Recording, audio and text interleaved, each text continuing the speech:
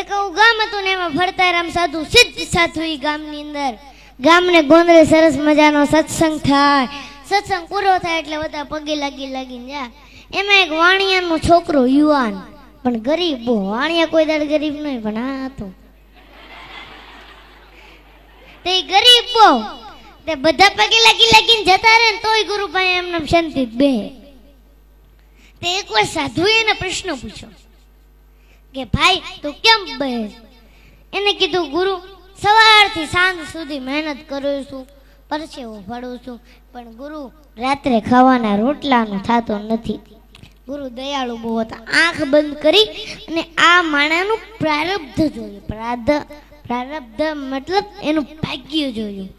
ભાગ્યમાં તો દેખાણું કે આની તો આખી જિંદગી દુઃખમય છે. આંખ ઉઘાડીને કીધું કે તારી તો આખી જિંદગી દુઃખમય છે, પણ જા 5 વર્ષ સુધી હું તને સુખી કરી શકું. 5 વર્ષ પછી આની આ પરિસ્થિતિ થઈ જાય. બોલ તારે મંજૂર છે? એને કીધું કઈ વાંધો નહીં ગુરુ, પણ આ સુખ મળ્યા પછી દુઃખ બહુ વહમું લાગશે, વિચાર કરી લે. એને કીધું કાંઈ વાંધો નહીં, 5 વર્ષ તો સુખ મળશે. એને કીધું કાંઈ વાંધો નહીં ગુરુ, 5 વર્ષ મને સુખી કરો. અને ગુરુએ 2 હાથ માથે મૂક્યા હો અને એટલું જ કીધું જા કાલથી તારા સુખના દિવસો ચાલુ, 5 વર્ષ સુધી તારે ત્યાં તન ખૂટશે નહીં, જા. અને જેવો જ ઘરે ગયો બીજે જ દાડે એને વિચાર આવ્યો કે આ ઘરની અંદર વાસણો જરા કેવા વધારે છે, લાઈન વેચી દઉં, વેપાર કરું. કોઈ સાધુના આશીર્વાદ ફળી જાય ને તો કઈ પૈસાનો ઢગલો નથી કરી જતા. એ બુદ્ધિમાં ક્લિક થાય અને બુદ્ધિમાં જે ક્લિક થાય ને એ સાચી પડે. ભગવાન બુદ્ધિ પ્રદાતા છે. અને ઓલાએ જે ધંધો ચાલુ કરો ઓબલ ને ત્રોબલ ને એવો ધંધો એવા નાણાં ને કે માણા આગળ પાછળ ફરવા મળ્યા. નાણાં આવે એટલે માણા આવે.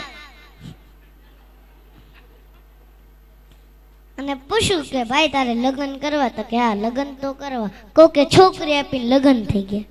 અને પછી હું એક વાત તમને કહું ને, આપણે બધાને મગજમાં ઉતારવા જેવી છે. ઈ બાએ વિચાર્યું કે ભેગું કરવું જ નથી. હા સમજવા જેવી વાત, ભેગું કરવું જ નથી.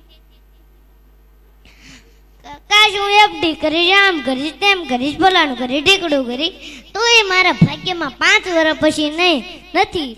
લાય આ પૈસાના માધ્યમથી પુણ્ય ભેગું કરી લેવા દે. મોટા મોટા સત્કર્મ કરાવે, કુવાઓ ખોદાવે, વાવું ગળાવે, જનતા અનક્ષત્રો ચાલુ કર્યા. આવા સંતોને બોલાવી મોટા મોટા સત્સંગના પારાયણો કરાવ્યા.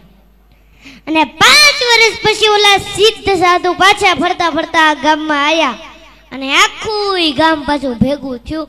અને ઓલા તો ભાઈ આ ગુરુ ફેલા હતા, દોડતો આવ્યો, ધૂળમાં દંડવટ કરવા માંડ્યો. એને કીધું કેમ છે ભાઈ? તો કે ગુરુ જ્યારથી તમારી દ્રષ્ટિ મારા ઉપર પડી છે ત્યારથી ઈશ્વરે મને 1000 હાથથી દેવાનું ચાલુ કર્યું છે, પાછું વળીને જોયું નથી. અને ગુરુ આ 5 વર્ષમાં દુઃખ શું કહેવાય એ મને આ 5 વર્ષમાં ખબર નથી પડી. અને 5 વર્ષ કેમ જતા રહ્યા એ હોતને ખબર નથી પડી ગુરુ. અને કીધું તૈયાર થઈ જાજે, 2 દિવસ પછી તારા 5 વર્ષ પૂરા થવાના છે અને જે પરિસ્થિતિ હતી એ જ ચાલુ થાય. એને કીધું કાંઈ વાંધો નહીં ગુરુ, આ 5 વર્ષમાં મારે જે કરવાનું હતું ને એ મેં કરી લીધું.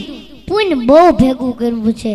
અને ગુરુએ ફરીને આંખ બંધ કરી હો અને સમાધિમાં જ્યાં જોયું તા તો ઈશ્વરના દરબારમાં ચોપડાના ચોપડા પુંજીના જમા જમા જમા જમા જમા. ભગવાન એનું જે ભાગ્ય લખ્યું હતું ને એની જગ્યાએ ફેરવી નાખ્યું કે આ જીવન સંપત્તિવાન રહેશે.